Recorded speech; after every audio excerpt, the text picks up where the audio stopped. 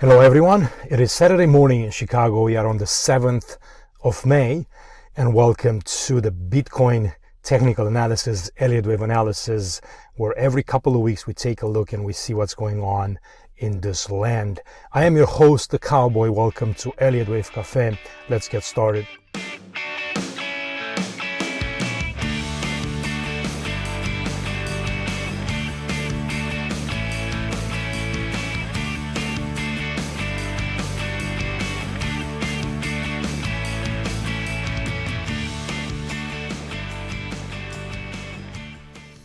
All right, so I'm only going to take a look at Bitcoin today. I wanted to allow a little bit more time to discuss what's going on in here, and then I have a few details that I wanted to show you, a few charts to kind of run you through. And I know I'm doing these videos, twice a month, every couple of weeks, but this frequency will slow down. I will only do once a month from now on, out of respect to my subscribers. I have opened a new channel on my Telegram, just dedicated to Bitcoin, where I'm going to have a lot more updates and videos every single day, and charts and commentary. So, if you guys want to check that out, you're welcome to it. It's a much cheaper version than our regular pro channel that covers a lot of assets there, from stocks, to bonds, futures, forex, alts, cryptos, and stuff like that. So, I wanted to kind of get this out of the way, and then we'll jump on and take a look. So, I'm going to cover a few things here regarding Bitcoin on some longer time frames. We'll take a look at some charts. We'll dive in, and then just look at some counts on a larger time frame, smaller time frame, and see what's going on. Basically, the story of Bitcoin in here, it's extremely correlated with what's happening into the larger market, and by that I mean, the bond market. I mean the stock market, the commodities market, everything in there that's starting to get dislocated in here, and you can notice an extreme bearish sentiment across the risk assets overall, and it's been starting since the spring of last year. In most of the riskier assets, they've kind of entered into more of a bearish winter market, and the larger sections of the markets are starting to kind of catch up as of right now. So it's been one of the worst, years in the stock market history. The beginning of the years, in the beginning of the year, since you've had such a large drawdown across, and Bitcoin is not immune to that. And you can see that it's been, kind of dragging along and not really responding. So this is a very correlated asset overall. It starts to show, that aspect of it, and until people start to look at it more as a, let's say more of a safe haven, when everything else kind of goes down. It's prone to continuous decline if the equity markets continues to push lower.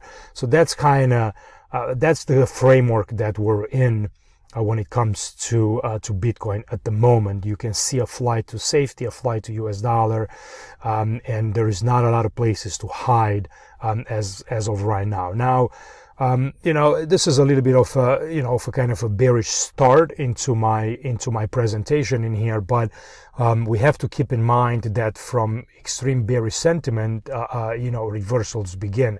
So we have to think about that as well, and not necessarily, let's say, become ultra bearish at this juncture in here. I think some rallies will start to come up in here, and the reaction from those and the confidence from those will tell us kind of what's going to happen moving forward.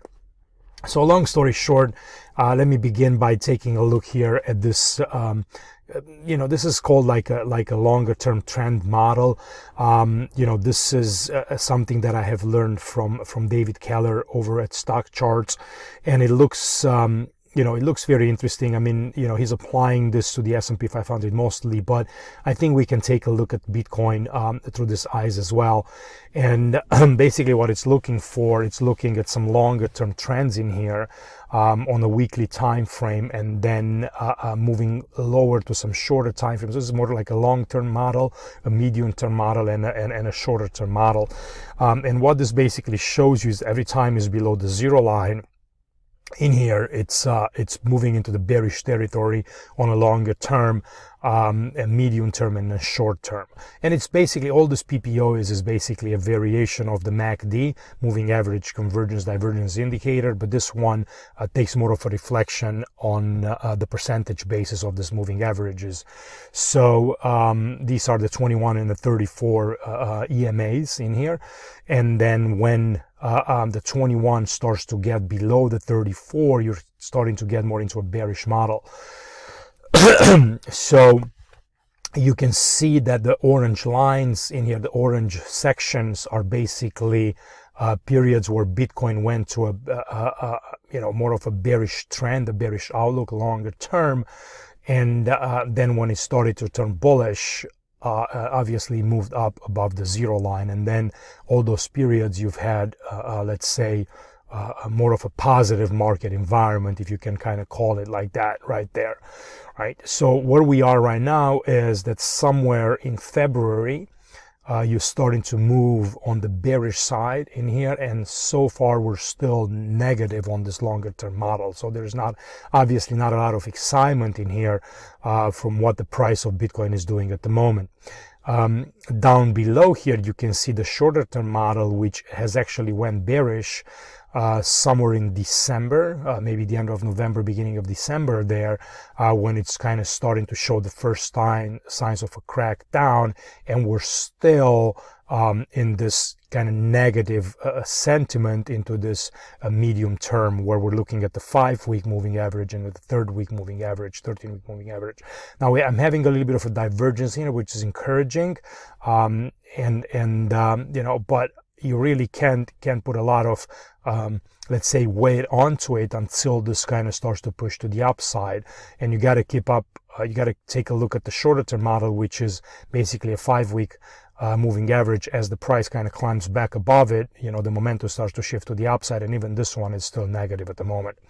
So it goes from the short term, medium term to long term, and this is some periods in the history where you could see kind of what the sentiment was, as Bitcoin was basically coming from the pandemic low and starting to move higher. But the bearish model was still, was small, but still obviously negative. But if you look at the one that's on the more of a shorter term, this one's starting to turn a little bit faster, somewhere up in what was this, in August of 2020.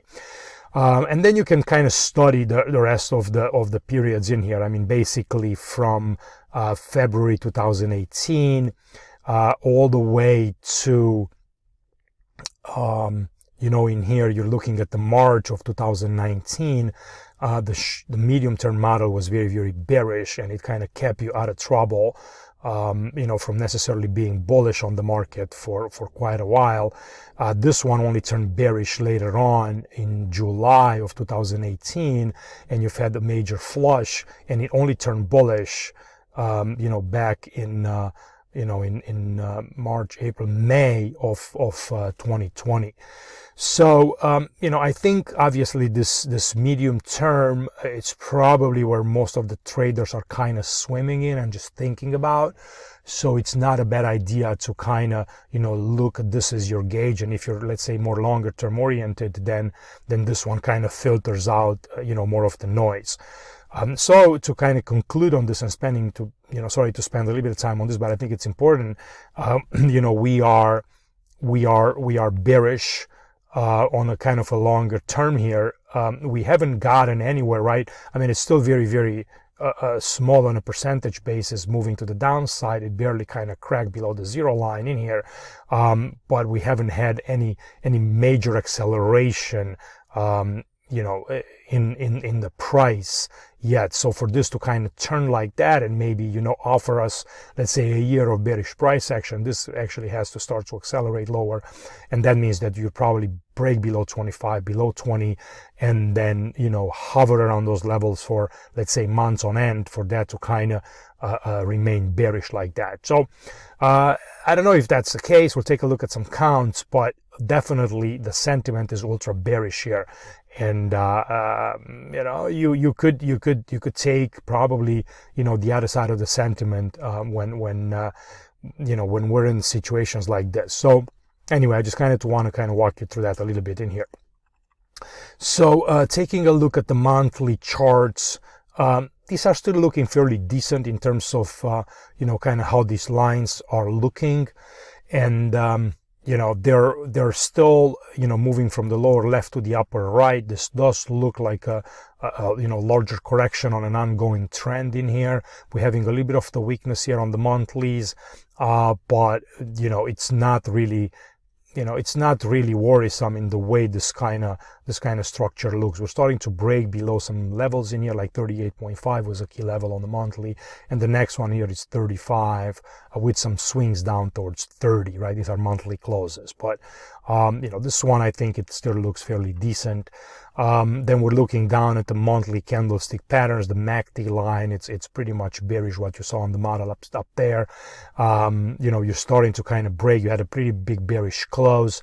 You're starting to kind of break below that, and it's probably going to be hard to, unless this month finishes off maybe as an engulfing or something like that, or at least as a pause in here. You know, it kind of looks problematic that it could be breaking lower. Now, you know, the good news is that one of the, you know, big support moving average lines is this 50-week moving average, 200, a 50-month moving average or 200-week, and you're looking at this towards 21 to, let's say, to 24 maybe, because that is a 50, not a 40. So RSI is back towards 50. This could be considered like, you know, usually good buying opportunities in an uptrend. When, you know, on the larger time frame RSI gets towards 50 or 45, you know, you're kind of getting into some important lows, and you know, those could be considered you know, good entry points in the market. Here is just a clean look at the weekly time frames, just in terms of price action in here. I like to look at this every once in a while because it just gives me a sense of kind of how the market is structured.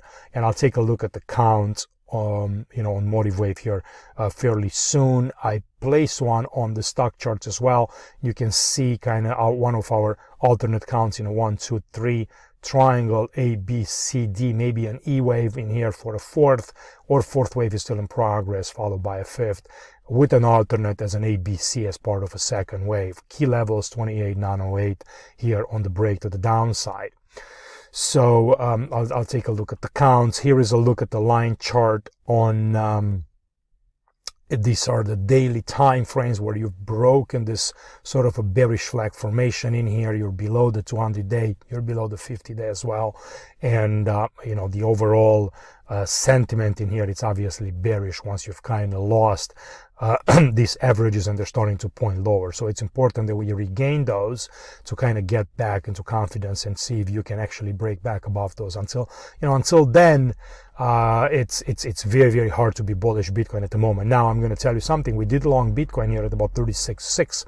So I am long just as taking the opposite side of the bearish sentiment in there, right? And I have the stops below, I think below 33K on there. So I'm willing to make a bet that the markets, the S&P 500 and the Nasdaq are, you know, at some extreme levels in terms of sentiment, and we're going to get a sharp rally upwards. And that's kind of what I'm betting on in Bitcoin as well, especially if these levels here kind of hold. So it's not necessarily a big, let's say, technical long. It's more of a sentiment long.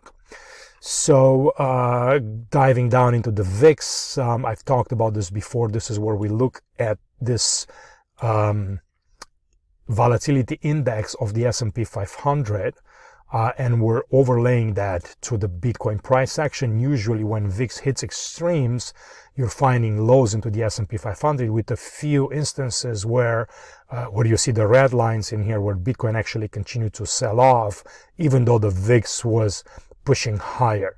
So we seem to be in a similar structure because the VIX is not really responding with the climb. I mean, the Bitcoin is not really responding to this high in the VIX price. And it's actually pushing lower, but you can see in plenty of those where you had the bullish, the blue lines in here, Bitcoin was kind of reversing from those lows when the VIX was spiking. So let's pay attention to this. I don't know if this is just a blip or we're going to continue to look lower, but it is something that I'm definitely monitoring, on a daily basis, what's going on with the VIX sphere, and see how we can extrapolate that on the Bitcoin index. Here is the shaded USD strength on the dollar. So definitely the dollar strength does not help. You're looking at this breaking up, at 103.69 right now on the weekly basis. I'm going to see what's going on Monday, but we're getting signs in here that we could be in some kind of a fifth wave up in the dollar, and a relaxation here could come over the next several weeks. So that's kind of what I'm watching, and that could help Bitcoin, let's say, reverse and do maybe a bullish setup here for the next few weeks. So but this is just kind of, and I've talked about this in one of the YouTube videos where I'm looking at the kind of the correlation between the shaded areas where we have extreme dollar strength and kind of how Bitcoin was performing in these periods. And you can see that, Bitcoin was not really, performing too well when you've had periods of strong dollar strength in here. So, for example, this one started the beginning of 2021, and ever since that happened, Bitcoin was kind of flat, not super bearish, but just kind of moving sideways without giving you, any positive momentum in there. So we actually need the dollar to start relaxing in here to help her out of the risk assets. That's the bottom line. Copper and Bitcoin ratio in here, it's also important. And I talked about this numerous times. Unless copper, which is, an indicator of a risk on and excitement in the markets, unless this one moves higher, it's going to be very hard for the risk assets to move.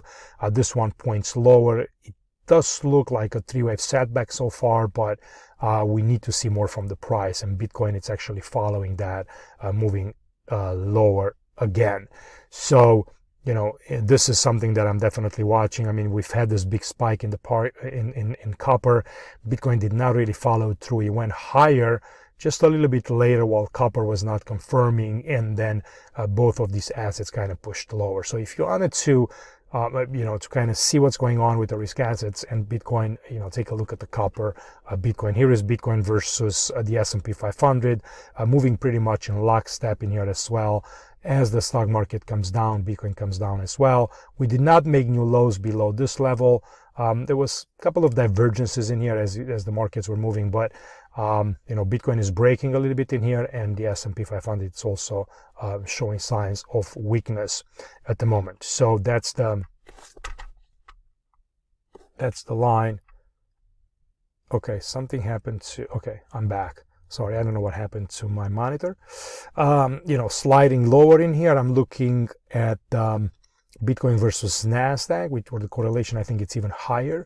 Nasdaq is making new lows. Bitcoin not just yet, but it is kind of following tightly in here, and you can see the correlation in here works pretty well as well. And then here is the performance on Bitcoin versus the S&P 500. So being in stocks was actually outperforming Bitcoin with only at about a 13.4 decline into the S&P 500 since the beginning of the year, while Bitcoin is down 22%. Not a huge decline. I mean, you would, by the way this kind of sentiment looks, you would have expected this thing to be much, much lower, or to feel, that it's a much larger decline. But year to date is just down 22%. Stock market is down 13%. So it's obviously a much more volatile asset than the S&P 500, but it definitely underperformed the market. Here is, Bitcoin relationship with the rest of the intermarket and, assets in here. You're looking at TLT, which is the 10-year bonds. You're looking at oil. So TLT minus 22%, oil up 51%, the strongest performer year to date in here. Gold merely up 2.6%, so it is outperforming Bitcoin.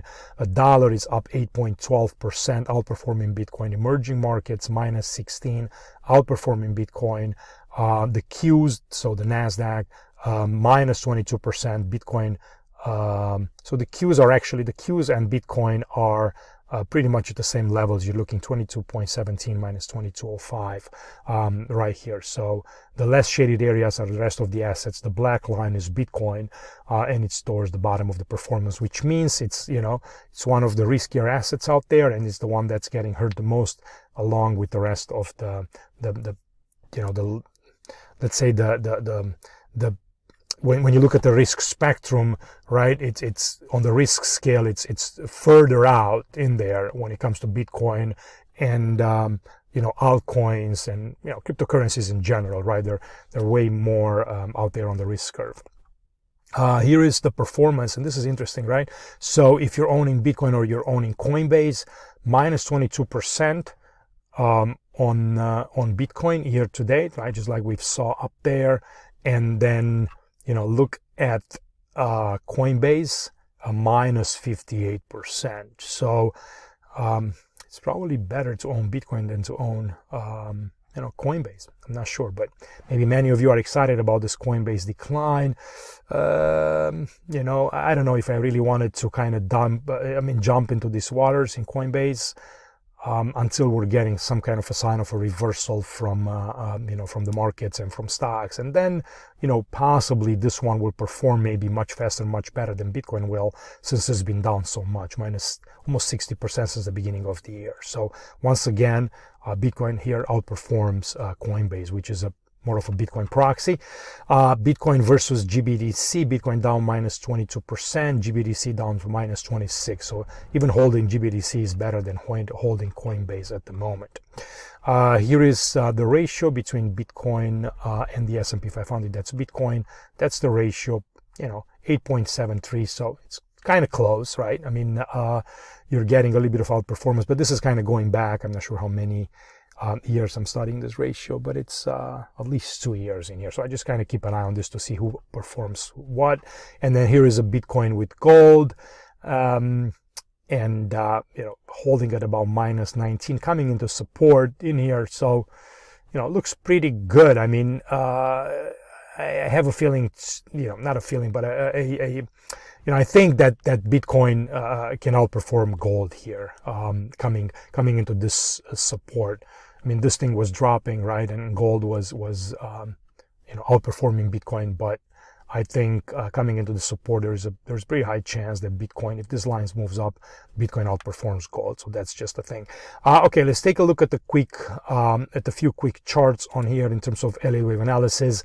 This is my longer term model. What I'm looking at this as a wave 1, A, B, C, and 2. It's coming under serious pressure because holding on to the flat scenario, the moment you break below, let's say 33K in here, it's going to be problematic because you're not going to be able to hold on to a C wave decline anymore. I think we're moving into a much larger a pullback possibly. Or even if it changes, it's probably not going to be under an ABC flat scenario. So it had plenty of chances to kind of rally from here, and it didn't. So it throws a little bit of a cold water on this one. The only way this can stay bullish, it's like this, and I'll show you my count. It is if this is a wave 1 of the lows, and that's an A, B, and then down in C.